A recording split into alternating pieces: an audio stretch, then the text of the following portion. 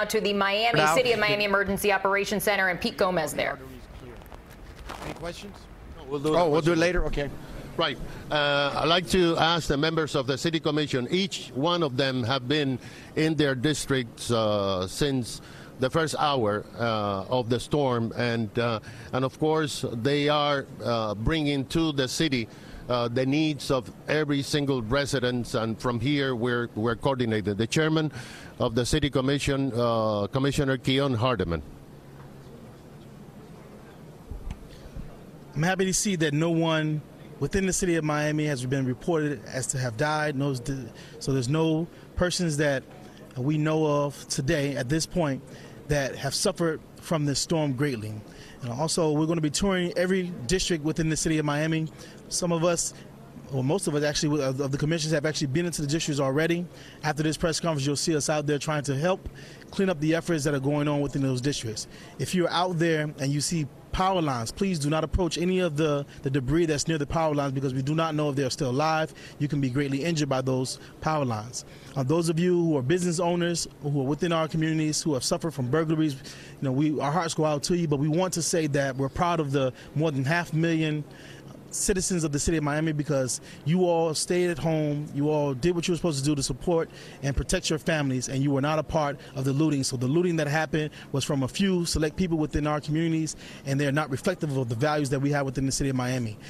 We are here. We have all the efforts of the police, the fire, our sanitation departments, public works, everyone to come out there and support the cleanup efforts, which is what it's all about right now. If you are there and you need also additional support, if you still, of course, do not have power like we don't within my home, we weathered the storm at home, you should know that if we need food, supplies, and things like that, still reach out to the city of Miami, and we'll be able to help provide you with some of those things that you are in greatly need of. And so with that, I thank all of you for being here and weathering this storm and protecting your families, and we're here to protect you now, so we're going to get to work. Thank you. Commissioner Ken Russell, Vice Chair of the City Commission. Thank you, Mr. Mayor. Good morning, Ken Russell.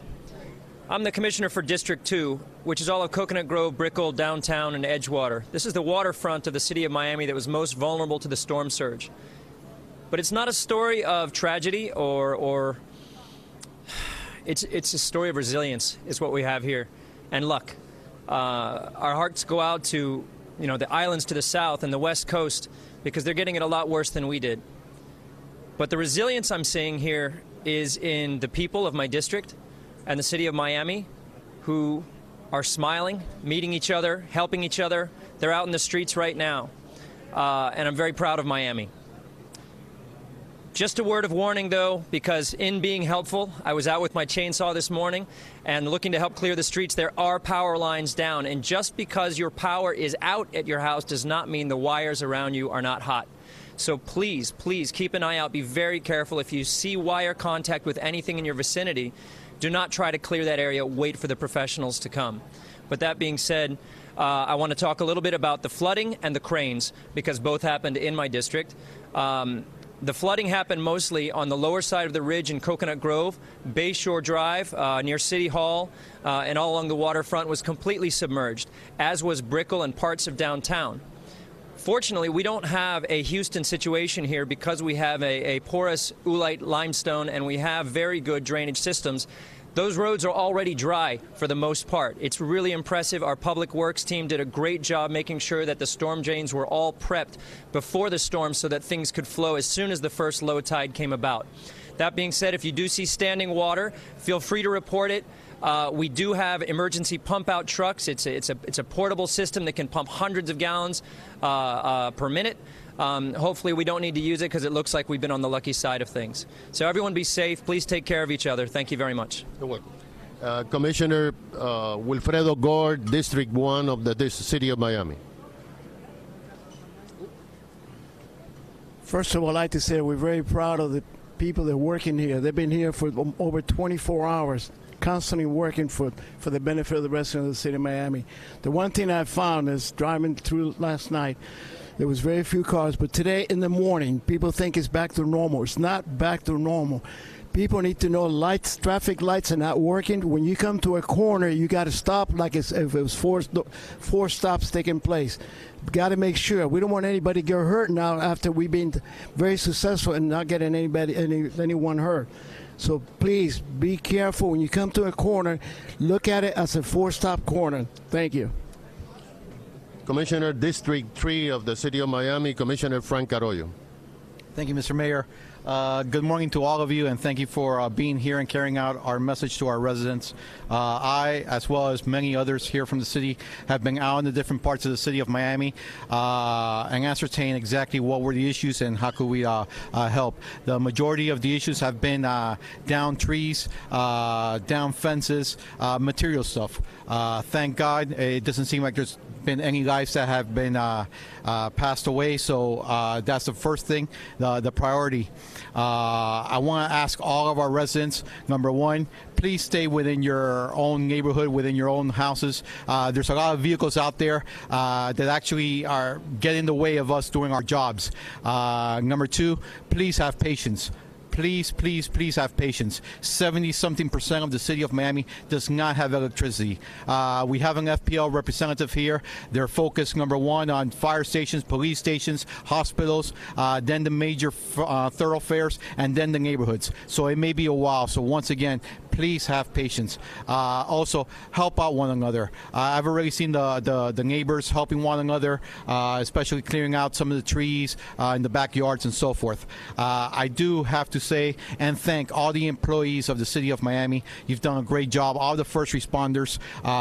It's very important because they also have families. They also have homes that have damage and so forth. But they're here helping you out. So I want to thank all of the employees here. You've done a great job.